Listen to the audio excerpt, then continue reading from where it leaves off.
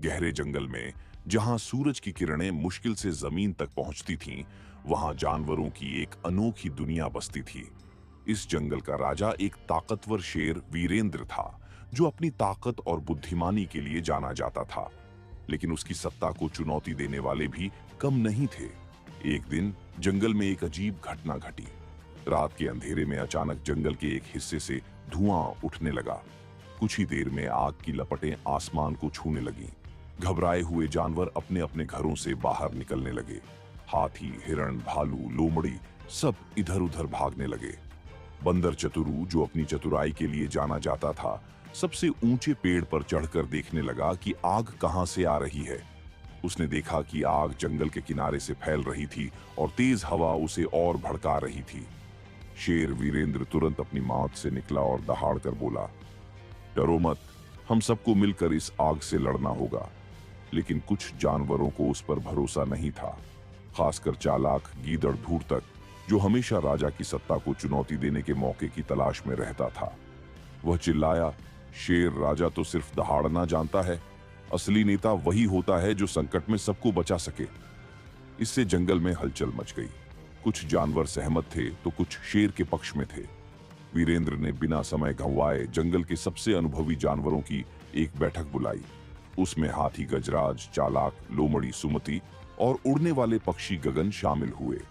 सुमति ने सुझाव दिया, हमें आग के फैलने से पहले एक नदी तक नहर बनानी होगी ताकि पानी से इसे रोका जा सके। गजराज ने कहा, हम हाथी अपनी सूंड से पानी लाकर आग बुझाने में मदद करेंगे। गगन बोला, मैं आकाश से आग की स्थिति देखूंगा और तुम्हें रास्ता बताऊंगा। वीरेंद्र ने तुरंत योजना पर अमल किया। उधर धूर्तक ने जानवरों के बीच अफवाह फैलानी शुरू कर दी, यह आग बुझने वाली नहीं, हमें यहां से भाग जाना चाहिए। वह चाहता था कि जानवर डरकर राजा का साथ छोड़ दें ताकि वह खुद जंगल का नेता बन सके। लेकिन चतुरु बंदर ने उसकी चालाकी भांप ली। वह गीदड़ का पीछा करने लगा और उसे छुपकर आग के पास जाते देख लिया।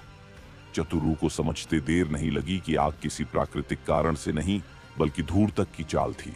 उसने सूखे पत्तों और लकड़ियों को जलाकर आग लगाई थी ताकि जंगल में भय फैले और वह खुद नेता बन सके। चतुरु ने बिना देर किए वीरेंद्र को सब बता दिया। शेर राजा गुस्से में दहाड़ा और धूर्तक को पकड़ने का आदेश दिया।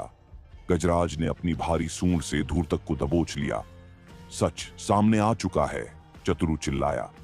यह आग कोई दुर्घटना नहीं थी बल्कि इस गीदड़ की साजिश थी।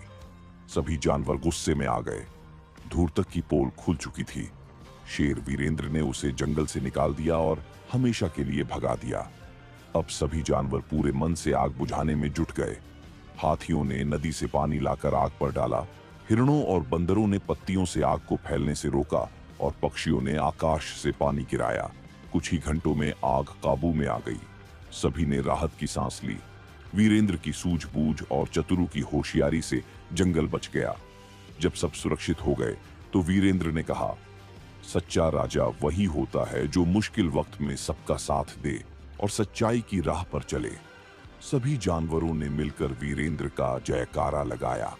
जंगल फिर से हरा भरा हो गया, लेकिन अब सबने यह सीख ली कि सिर्फ ताकत ही नहीं बल्कि एकता और बुद्धिमानी भी सबसे बड़ी शक्ति होती है।